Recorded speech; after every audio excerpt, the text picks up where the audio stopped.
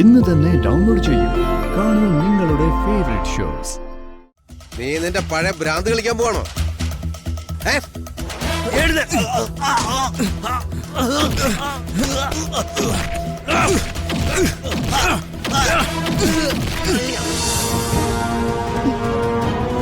ഞങ്ങളുടെ വിവാഹം കഴിഞ്ഞിട്ടില്ല.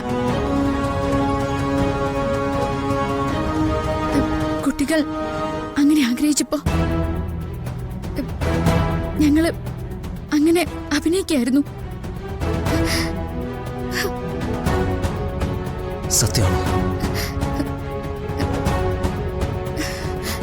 അതെ.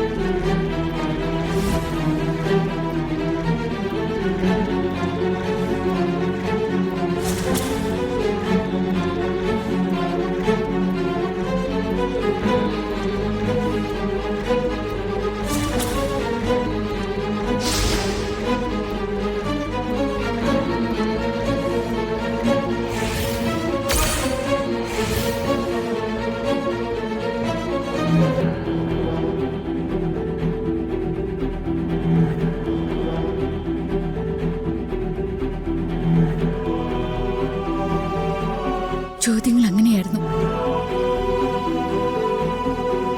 എന്റെ മനസ്സ് കൈവിട്ടു പോയി.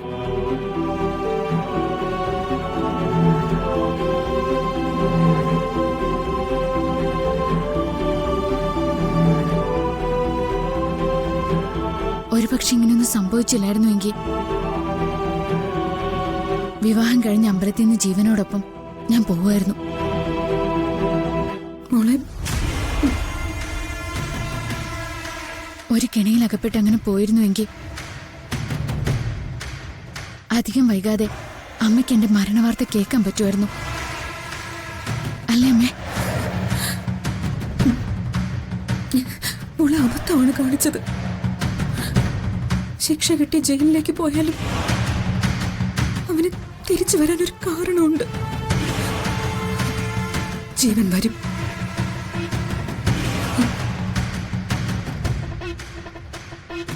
ഇനി അങ്ങനെ വന്നാൽ തന്നെ എന്ത് സംഭവിക്കാനോ അമ്മേ?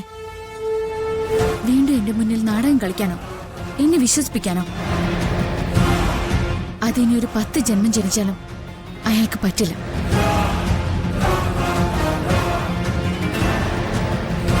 ആ ക്ഷേത്രമുറ്റത്ത് വെച്ച് ഞാൻ അയാളെ മനസ്സിൽ നിന്ന് പിഴുതെറിഞ്ഞത് അവസാനത്തെ വേരും കൂടി പറിച്ചെറിഞ്ഞിട്ടാ. ഞാനിനി എങ്ങനെ ജീവിക്കുമെന്ന് എനിക്കറിയില്ല. എന്റെ മുന്നിൽ അയാൾ ഒരിക്കൽ കൂടി ഇനി വന്നു നിന്നാൽ അയാളെ ആട്ടി അകറ്റേണ്ടത് എങ്ങനെയാണെന്ന് എനിക്ക് നന്നായിട്ടറിയാം. അമ്മയ്ക്ക് മോളെ വിശ്വാസമാണ്. മനസ്സിലെ സംശയങ്ങളൊക്കെ മാറി എല്ലാം തെളിഞ്ഞിട്ടുണ്ട്. ഇത്രയും കാലം ജീവിച്ചതുപോലെ അല്ല അമ്മേ. ഇനിയെല്ലാം ഒന്നേന്ന് തുടങ്ങണം. അതെവിടെ എങ്ങനെയെന്നൊന്നും എനിക്കറിയില്ല. അമ്മയുണ്ടല്ലോ എനിക്ക് കൂടെ. ജ്യോതിയെ കൈപിടിച്ചു കൊടുക്കുമ്പോ ഒരു കടമ ചെയ്ത സന്തോഷമായിരുന്നു എനിക്ക്. പക്ഷെ മോളുടെ കാര്യത്തിലാവുമ്പോ എന്ത് തീരുമാനത്തിലും അമ്മയൊന്ന് ഇടറിപ്പോവും. ഇന്നല്ല, കുറെ ജന്മങ്ങൾക്ക് മുൻപ് നമ്മളെ ചേർത്ത് വെച്ചതായിരിക്കും ഈശ്വരൻ. അല്ലെങ്കിൽ പിന്നെ ഇങ്ങനെയൊക്കെ ഉണ്ടാവൂ? അമ്മേ,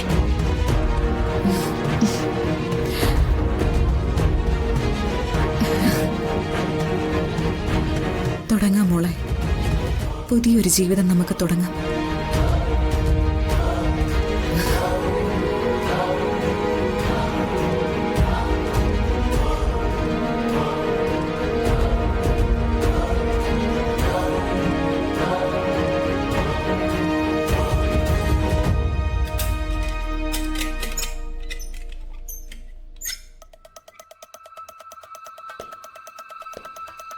ഡാ എഴുന്നേക്ക്.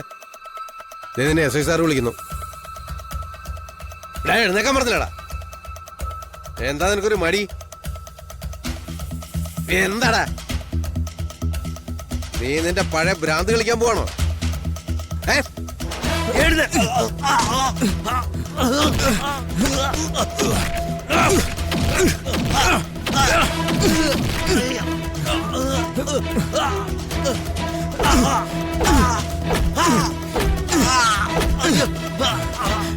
നിന്നെ ഞാൻ ശരിയാക്കണം.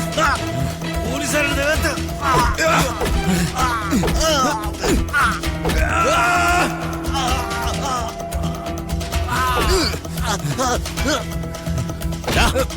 ഇങ്ങോട്ട് വാടാ. പോലീസിനെ കൈവക്കുന്നു. പോലീസുകാരെ നീ അടിക്കൂടാ.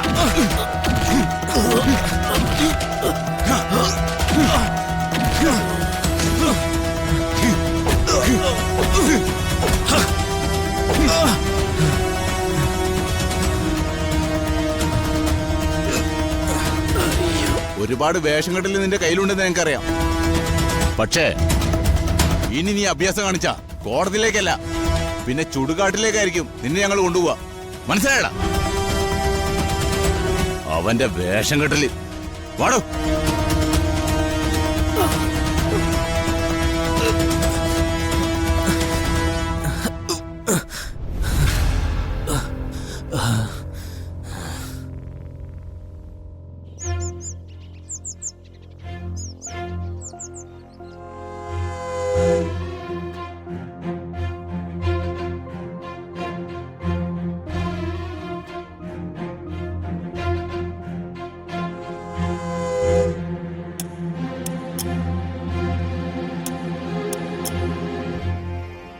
കല്യാണത്തിന് ബന്ധുക്കളാരും വിളിച്ചില്ലെങ്കിലും ഇപ്പൊ അവര് കൃത്യമായിട്ട് വിളിക്കുന്നുണ്ട്. നടന്നത് നിസ്സാര കാര്യമല്ലല്ലോ. കല്യാണ പെണ്ണിന്റെ ആങ്ങളെ നിസ്സാര കാര്യത്തിനല്ലല്ലോ അമ്പലത്തിന്റെ മുന്നിൽ നിന്ന് പോലീസ് അറസ്റ്റ് ചെയ്തോണ്ട് പോയത്. കൊലപാതക കുറ്റത്തിനല്ലേ?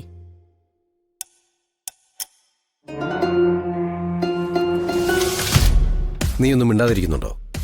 സംഭവിച്ചത് സംഭവിച്ചു. ഇനി അതിനെക്കുറിച്ച് കൂടുതൽ പറയുന്നതിനാ? മനു, നീ ഇത്രയും കാലം കഴിഞ്ഞിട്ടും അന്വേഷിച്ചു ചെന്നത് ഒരു അന്തസ്സില്ലാത്ത കുടുംബത്തിലേക്കാണല്ലോ. അമ്മ ജ്യോതി ആകത്തോണ്ട് അവളെ ഒന്നും കേക്കണ്ട. കേട്ടാൽ എനിക്കെന്താ? ഇതെന്താ രഹസ്യമായിട്ടുള്ള കാര്യമാണോ? കൊന്നതിനാ പിടിച്ചോണ്ട് പോയത്. നാളെ നീ എങ്ങനെ പുറത്തിറങ്ങൂടാ? നിന്റെ പൊസിഷൻ എന്താ? അമ്മേ, അമ്മ ജ്യോതിയുടെ കുടുംബത്തിന്റെ തെറ്റുകൾ മാത്രമാ പറയുന്നേ. പക്ഷേ വലിയൊരു തെറ്റ് ഞാൻ ചെയ്തിട്ടുണ്ട്.